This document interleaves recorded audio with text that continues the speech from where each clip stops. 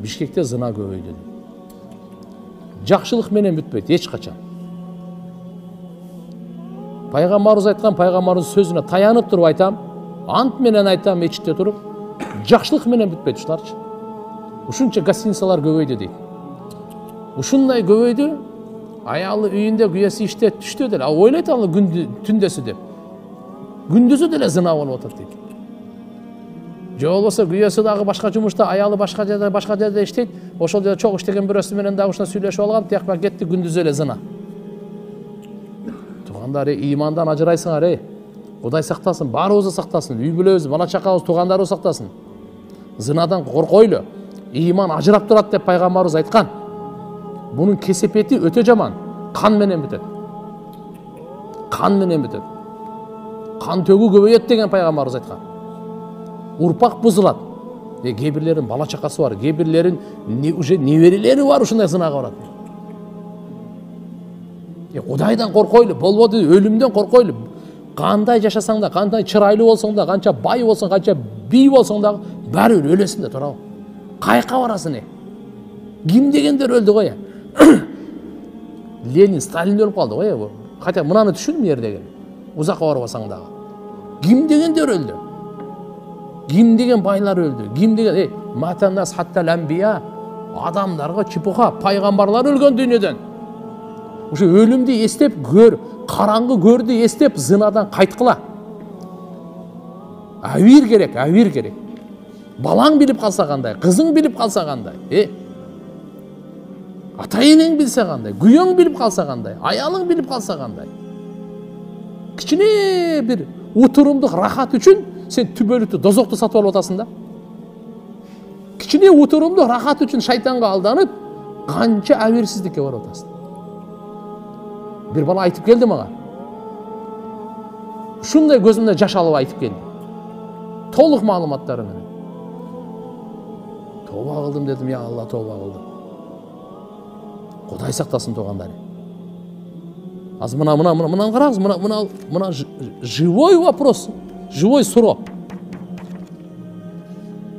Башка анын күйөөсү бар, бу менен дагы аял айтып атат буну. Дагы аялдын боорукерлигин карасаң, не дейт? Балдарыма залакасы тийбейби дейт. Бирisi билип алган десе буну кетирет да, тепкилейт да. Мынандай залымдар. Карагыла, залымга да ар бир күчтүн үстүнөн күчтүү бар. Андай эле кыйын боло бербе. Алла ушундай бүктөп коет, өзүң билбей каласың. Сактаныш керек, коркуш керек туугандар. Мына нем кара, жолдошум тоба кылган болсо ахирети жакшы эле болобу дейт.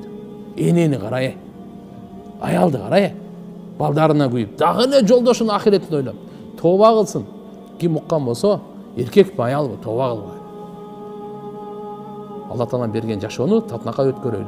Алла Таалам берген жолдошту, аялды, жарыңыз, жубайыңыз, кожоюнуңуз, алхамдулилля, балдар бар, неберелер бар. Кичине авир керек, бет керек, жүз керек. Айван кылбаганды кылып, андай болбойт. Пайгамбар саллаллаху алейхи ва саллям даже караңыз.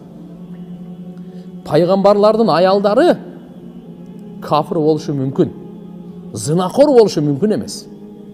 Алла Таала зынакор, кафирди лайык көргөн. Боло берет депчи, бирок зынакорду лайык көргөн эмес. Нух пайгамбардын аялы кафир болчу. Лут пайгамбардын аялы кафир болчу. Түшүнөсүңөрбү?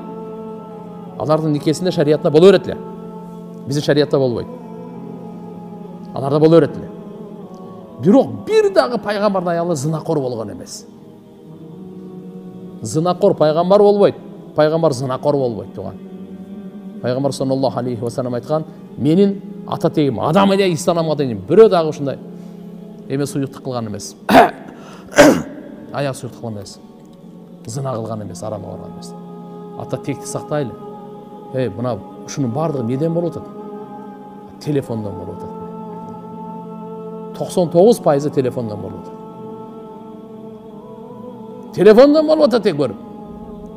Зына оңой болуп калды, арам оңой болуп калды.